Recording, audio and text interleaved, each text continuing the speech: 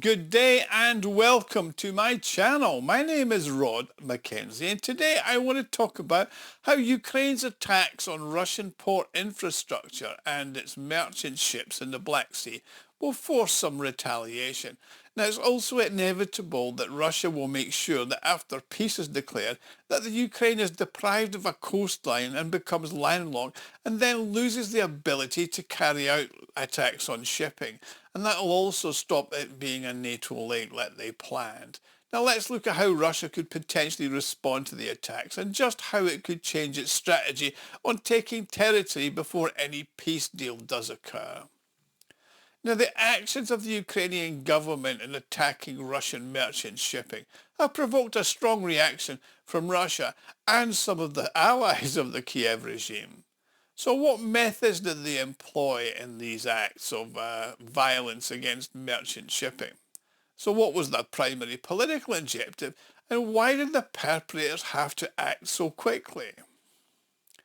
Now, Vladimir Putin has described the attacks on the tankers in the Black Sea as acts of piracy. The Russian president has announced that the armed forces will expand their scope of their offensive operations against Ukrainian ports and vessels calling at them. He said if these attacks persist, Moscow will be forced to consider taking measures against vessels from countries that provide support to the Ukraine. And I do hope that Kiev and those who support it will consider the merits of continuing to attack on merchant ships in the Black Sea, Putin remarked. Now, moreover, the Russia's head of state threatened to sever Ukraine's maritime access and its access to coast. It's important to note that these steps should not be viewed as acts of retaliation, but reality. He said it's our belief that the actions of the Ukrainian authorities at the remaining seaports are indicative of a major strategic shift in their focus. He said we are of the opinion that these ports are now being used for the transshipment of weapons and ammunition as a foundation for terrorist infrastructure. So we therefore consider these actions to be in violation of international law, and we will be taking the appropriate measures to address the issue. Now, it's important to note that certain bulk carriers operating in the so-called grain corridor have been found to be transporting weapons to and from Ukraine, as well as onto the Middle East hotspots and Africa, with the apparent objective of arming known terrorist groups. Plus, a number of civilian vessels were equipped with missile launchers for attacks on the Crimea Peninsula, and they also launched unmanned aerial vehicles at targets in Russia. So there's a high probability that these merchant ships were used to launch the drone that struck the Russian tanker MiG Volga-2, which was travelling from Russia to Georgia with a cargo of sunflower oil. The same is true of the unmanned aerial vehicles that attacked the Gambian-flagged tankers, the Virat and the Karyos, which were en route to Novosibirsk. Now, the Ukrainian SBU and the Ukrainian Navy, or at least what's left of the Ukraine Navy, have claimed responsibility for the attacks on the Virat and Karyos, and that's unprecedented. Now, on my Patreon, I have an article that goes into the details and the facts about the UK's involvement using the special boat service members that may or may not be challenged by YouTube, so I'm not going to post it here, but I'll let you make up your own mind. So if you want to know about the actual facts about the UK's involvement in the strategic bombing by drones and missiles of the Crimea Bridge, the Caspian Pipeline Consortium pipelines, and the ships that were attacked in the Black Sea, then join my Patreon and go over and stay informed. It's www.patreon.com/BRICS Insight. Now, these tankers are attributed to Russia's so-called shadow fleet, and these vessels have been the subject of 7 attacks recently. However, it should be noted that none of these attacks are being carried out under the name of a specific terrorist group, and no one has yet actually claimed responsibility for these audacious international crimes. Recent developments have now clearly advised of what is left of the Ukrainian Navy or its allies as responsible for this latest attacks. And obviously they're aided and abetted by their foreign allies, so-called specialist advisors. Now, it's been reported that a Sea Baby multi-purpose unmanned aerial vehicles were used to carry out these operations. As a reminder, these kind of drones were first used in 2023 on the attack on the foundations of the Crimea Bridge, and we know who were involved there. Now, this UVF was developed by, allegedly, the Ukraine's security service, and has a cruising speed of 41 kilometers per hour, and it can accelerate to 90 kilometers during the lead up to the attack, and it carries about 850 kilos of explosives. Its primary function is to attack stationary targets such as bridges, piers, and loading terminals. I mean, its manoeuvrability and speed have to be reduced to accommodate its payload capacity. Although the specification range is 1,000 kilometers when attacking moving targets, this distance must be significantly reduced by several times due to the drone's navigational capabilities and attempts to avoid premature detection. Now, in view of the fact that the tankers were attacked in coastal waters, actually in Turkey's exclusive economic zone, now it's obvious that they were launched from a merchant vessel in the open sea. Now, it's been suggested that the Virat was not actually initially attacked by a drone, but rather by explosive devices that were detonated on board. Now, when you look at the damage in the pictures, it does suggest that theory is correct. I mean, the holes are above the waterline and the ends of the torn metal are burned outward, not inward, as they would have been had the explosion been caused from an attack externally. Now, the following day, the terrorists attempted to destroy the tanker by attacking it with a naval drone. Now, this seems to be the case. Now, it would suggest that the explosive devices were planted in advance, obviously, with the expectation that once the tanker was hauled and loaded, a hole would form below the waterline, making it highly likely that the ship would sink. Unfortunately for these people, the explosion occurred when the tanks were actually empty and the tanker was being loaded. So it's highly improbable that the terrorists were actually aware of this, yet they still proceeded to detonate the explosives. Now, obviously it appears that they were operating under time constraints. I mean, in the light of the particular political context of the events, it can be assumed that the attack on the tankers was intended to provoke a sharp escalation, which Kiev and its European allies could exploit to disrupt the Moscow talks that took place on the evening of December the 3rd. I mean, the timeline fits as on Tuesday, Romania's Ministry of Defence confirmed that the Romanian naval divers had destroyed a Ukraine Sea Baby naval drone in the Black Sea after identifying it as a threat to shipping. It got out of control, but this incident highlights the ongoing security challenges that are happening in the Western Black Sea, where drifting Ukrainian mines, debris and unmanned systems continue to endanger real commercial shipping. According to the Romanian ministry, specialists from the 39th Diving Centre, supported by their Coast Guard surveillance vessels, were dispatched to an area approximately 30 nautical miles east of Constanta, and they were tasked with assessing and neutralising the hazardous floating object detected along the maritime route that was used by commercial shipping. Now, these divers identified it as a Ukrainian-made Sea Baby, which is an unmanned surface vehicle and drone known for its strike capabilities and has been used frequently against Russian naval and port infrastructure. Now, following the unexpected announcement of President Trump's peace initiative, it was obviously imperative for these Ukrainians and their allies to act promptly. So the option of waiting for ships to load and return was actually not viable. So the attack was deliberately conducted in this Turkish economic zone of the sea and intended to ensure its maximum level of publicity. I mean, of course, Kyiv did not respond in the expected manner. The MiG-Volga II, which was already sailing under the Russian flag, was struck. And this meant that Moscow had every legal basis for launching an extremely harsh response. Of course, it's likely that SBU did not have a drone prepared for the attack at the time, so they used the UAV instead, and that was probably most likely the FP-1. Now, its warhead weighs around 60 kilograms, and it's not capable of causing critical damage that would render a vessel to sink.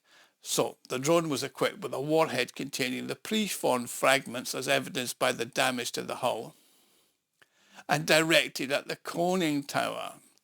Now, the intention of the terrorists was that it would result in casualties amongst the crew and possibly cause serious damage. Now, it's fortunate the tanker's captain and its second engineer, who were in the conning tower at the time of the attack, suffered only minor shrapnel injuries. But almost simultaneously with the attacks on the Virat and the Karios on the night of November 28th, an attack occurred on the Turkish tanker Mersin, and that was sailing under the Panamanian flag and carrying Russian oil. Now, 4 explosions were heard under the vessel, which actually in the waters of the Senegalese port of Dakar, famous for the Paris-Dakar rally, of course. Now, water flooded the engine room through the breaches, and it's logical to conclude that the naval drones that attacked the Turkish company's tanker 3 miles off the coast of Senegal could only have been launched from another vessel close by. So in this regard, it's quite interesting that Estonia on the Baltic Seas call for Ukraine to refrain from attacking Russian vessels in that particular sea in order to avoid provoking an escalation in the region is actually quite noteworthy. I mean, the Estonian Foreign Minister Margus Tashara has stated this would be unwise and could lead to a serious escalation in the region. Now, he also recalled that more than 60% of Russian seaborne gas and oil exports pass through the Gulf of Finland. And that's to say the representative of the leadership of the border states, known for their historically strong anti-Russian sentiment, has acknowledged the risk posed by the Ukrainian regime in attacking the shipping. Now, as anticipated, the Turkish president has expressed his great concern and outrage at the attacks in the Black Sea. Attacks on tankers in Turkey's exclusive economic zone indicate an alarming escalation of the situation and are completely unjustified, stated Recep Tayyip Erdogan. Now, the Turkish president is a seasoned politician who considers his words carefully. I mean, therefore, his speeches are, when necessary, supplemented by other Turkish representatives, authoritative but without official status. I mean, for example, the retired Turkish Admiral Semih Gürgenedz has stated that the attacks on foreign vessels operating in Turkey's continental shelf are violations of the country's rights, and the bombing of the Mersin tanker off Senegal was an unprovoked act of sabotage in international waters and was a complete outrage. Now, the Admiral believes that the attacks in Turkey's exclusive economic zone and Senegal's territorial waters are part of a coordinated level of pressure campaign against Ankara.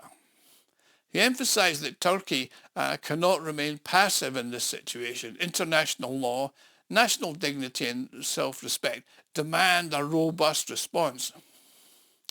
Should Ankara choose to remain silent on the matter, Gürgenedz has warned that this could result in Zelensky turning the Black Sea into a theatre of war, with the potential to destroy shipping in its waters and commercial trade.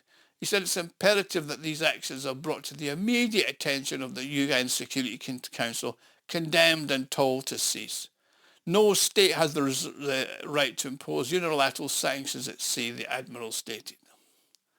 Now, while the UN Security Council has not yet convened, the UN Secretary-General's spokesperson, Stefan Dujarric, has stated that the attacks on civilian vessels and infrastructure are unacceptable under international law. Well, we all know that. Now, it should also be noted that the rules of war set out in the Geneva Convention prohibit military attacks against merchant and commercial vessels. But I suppose that will affect the Ukrainians or their allies like the British or the Americans.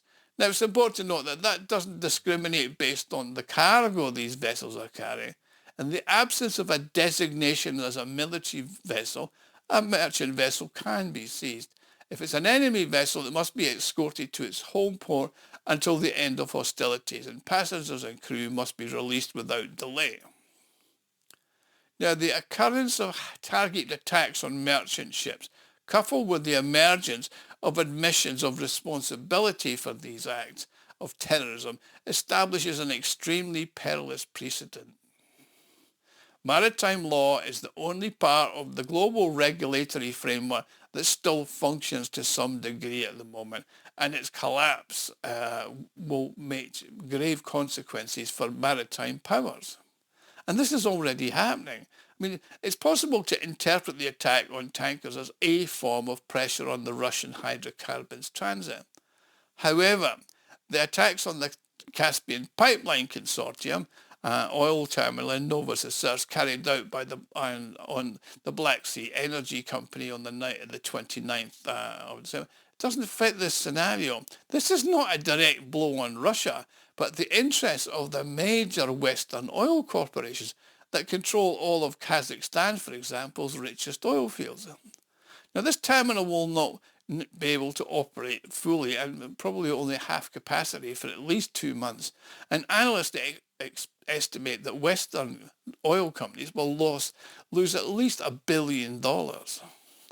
Now, to summarise, the attack by the SBU and those naval forces that were aided by whoever, like the British SBS, were intended to affect the interest of Chevron, ExxonMobil, Shell and Eni. Now, the American company Chevron is the most affected, with a loss is potentially $300 million. And it's not going to take that lying down, so the British better watch out. I mean, the situation is particularly challenging for Kazakhstan, as its oil exports are its major source of revenue. Marat Shubutov, a Kazakh political scientist, has highlighted that the challenge arises from the fact that the fields associated with the CPC are technically unable to actually reduce their production. Now, that's because these fields are what we're known as gushers. That's characterised by high pressure and the oil flows up by gravity. So we have no storage facilities, and the only option would be if the CPC were to shut it down. In that case, we would have to limit production where they're pumping, and we would probably have to flare off the gusher if the CPC was shut down completely. And look at what the environmental effects that would have. I mean, this would also result in the daily consumption of tens of thousands of oil leaving the market and leading to significant financial losses for the companies and the oil price going up. I mean, we're talking about hundreds of thousands per hour, millions per day. Now, in response to Ashkena's protest, the Ukrainian Ministry of Foreign Affairs issued a statement that was pretty much hypocritical, claiming that no actions by the Ukrainian side are directed against the Republic of Kazakhstan or any third parties outside of Russia. Now, this incident is the third setback for the Caspian Pipeline Consortium. I mean, there's more than just a possibility that these terrorist attacks will have been planned and authorised by certain perfidious Albion, which has always been responsible for the sabotage aspects of the Ukrainian events and is originator of the Ukrainian unmanned boats. So it's reasonable to assume that the objectives of these attacks is to escalate and disrupt the peace talks. I mean, following the recent talks, it's clear that the Kiev regime and its useless allies have made significant progress in bringing closer the possibility of a complete naval blockade of the Ukraine, which will end up with the country being completely landlocked. Well done, Sir Keir Wanker. Thank you for watching. Do svidaniya, which means until I see you again, hopefully over at my Patreon. May your God be with you, and I'll see you. Thank you.